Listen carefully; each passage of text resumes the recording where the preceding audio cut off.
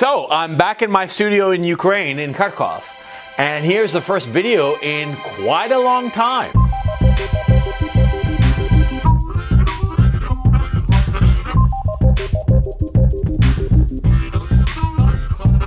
Before I get started, I just want to tell you that if you're interested in my more, shall we say, naked content, my more uncensored content, go check out my Patreon channel. Link is in the description below.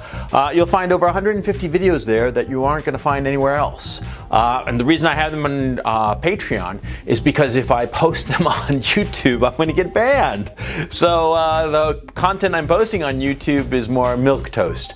The more raw material is on Patreon. So check it out. Hope you enjoy it.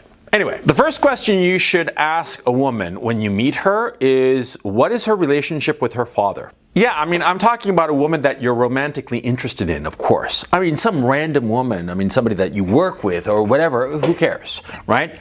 But any girl that you're romantically interested in, that you think that you see yourself with her in any kind of capacity, romantically speaking, you ask her what her relationship is with her father. That's like one of the first questions. You don't go up to her like a fool and say, hi, my name is John. What's your relationship like with your father? No, come on. I mean, grow up and be real, be sensible. You know, have a little bit of a social smoothness, if you will, okay?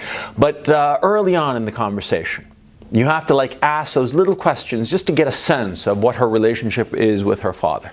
You know, you're talking to her, and the first time that you've ever met her, you know, you're having a drink with her or whatnot, and then just sort of like ask, you know, and what about you? You know, what about your parents? Where do they live? You know, and what about your dad? What does he do? Something like that. You want to find out as soon as possible what that relationship is like, that father-daughter relationship, because 99 times out of 100. If she has a bad relationship with her dad, she's screwed up in the head. She is definitely screwed up in the head. And that's a fact. A lot of women hate that. A lot of women who have horrible relationships with their fathers, hate to acknowledge that fact, but it's true. It's, you know, it's absolutely true. It's like the truism that, you know, if you have like a spinal cord injury, it's more likely not that you won't be able to walk. Maybe one person in 100 suffers some horrible spinal cord injury and they can still walk. And, you know, lucky them, good on them. But 99 times out of 100, they won't be able to walk. Yeah. Same with a girl who's got some sort of daddy issues, who has a horrible relationship with her father, or the father was not around, or the father substitute was abusive, as happened so many times with stepfathers. Look, if the girl has a problem with her father, then she is not going to be able to pair bond. She is not going to be able to pair bond with you. On the flip side, of course, is if she has a good relationship with her father, no problem. More likely than not. Again, 9 times out of 10, not 99 out of 100, but a good 9 times out of 10, a girl who has a strong, normal, healthy relationship with her father, she'll be able to pair bond no problem. She'll be able to have a normal romantic relationship with you without any ups and downs, or the normal ups and downs of any romantic relationship. But it's not going to be psychotic. That's the problem. See, the girls who have daddy issues, the girls who have problems with their fathers, they're all crazy in the head. And let me explain how this expresses itself. It expresses itself by way of them looking at you as the father substitute and trying to punish you. Trying to punish you for what her father failed to do with her. Failed to do with her insofar as loving her and taking care of her and protecting her.